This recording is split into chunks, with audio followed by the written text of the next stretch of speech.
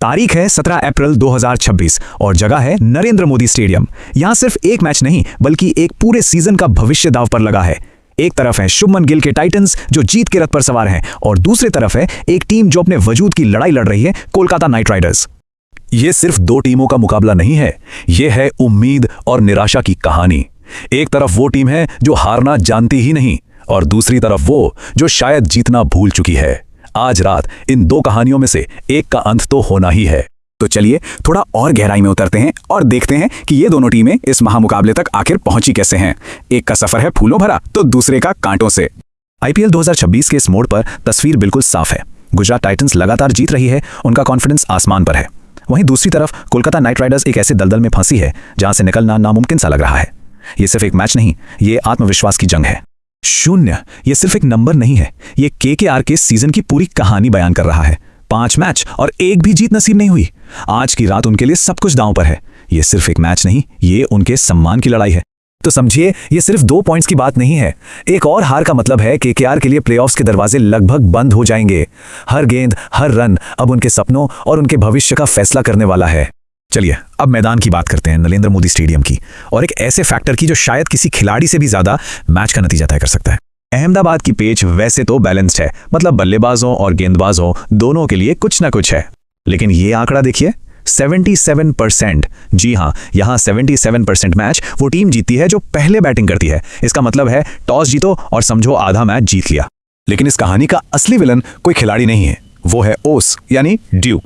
जैसे ही रात होती है और ओस गिरती है, गेंद हाथ में साबुन की टिकिया की तरफ फिसलने लगती है। स्पिनर्स के सबसे बड़े हथियार, उनकी ग्रिप, बेकार हो जाती है। इसीलिए यहां टॉस जीतना सिर्फ किस्मत नहीं बल्कि एक बहुत बड़ी स्ट्रैटेजी है। अब आते हैं उस टीम पर जो इस मैच में फेवरेट मानी जा रही है, गुजरात टाइटंस। आखिर उनकी ताकत के पीछे का राज क्या है? जीटी की बैटिंग तो जैसे आग उगल रही है। एक तरफ है कप्तान शुभमन गिल जो लगातार 250 लगा चुके हैं और उनके साथ हैं जॉस बटलर जो किसी भी बॉलिंग अटैक की धज्जियां उड़ा सकते हैं। ये जोड़ी केकेआर के लिए सबसे बड़ा सिरदर्द होने वाली है।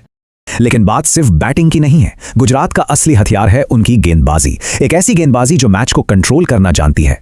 और उनकी गेंदबाजी की गहराई देखिए। एक तरफ हैं प्रसिद्ध कृष्णा जो इस सीजन में 10 विकेट चटका चुके हैं और दूसरी तरफ हैं राशिद खान, मिडिल ओवर्स के वो जादूगर जो किसी भी मैच का पासा अकेले पलट सकते हैं।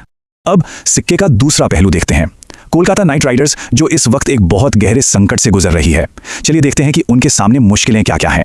केकेआर की मुश्किलें कम होने का नाम ही नहीं ले रही। उनकी गेंदबाजी की तो जैसे रीढ़ ही टूट चुकी है।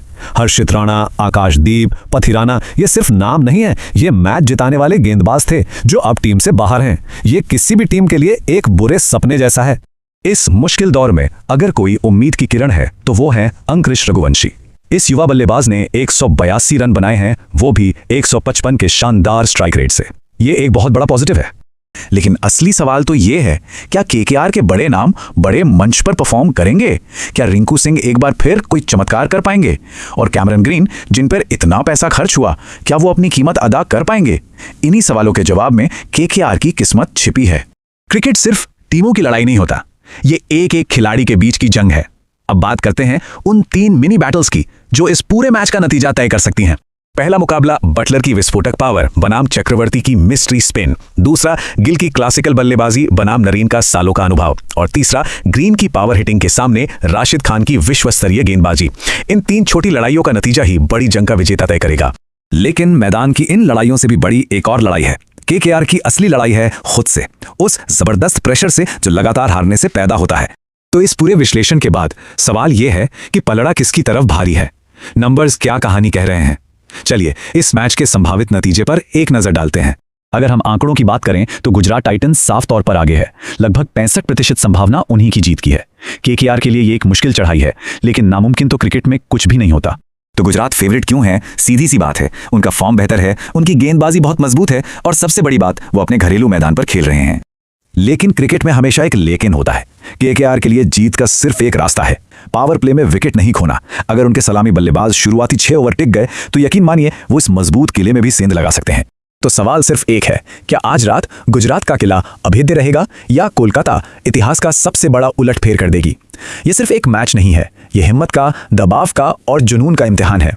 नतीजा चाहे जो भी हो, एक बात तो तय है, आज रात क्रिकेट की जीत जरूर होगी।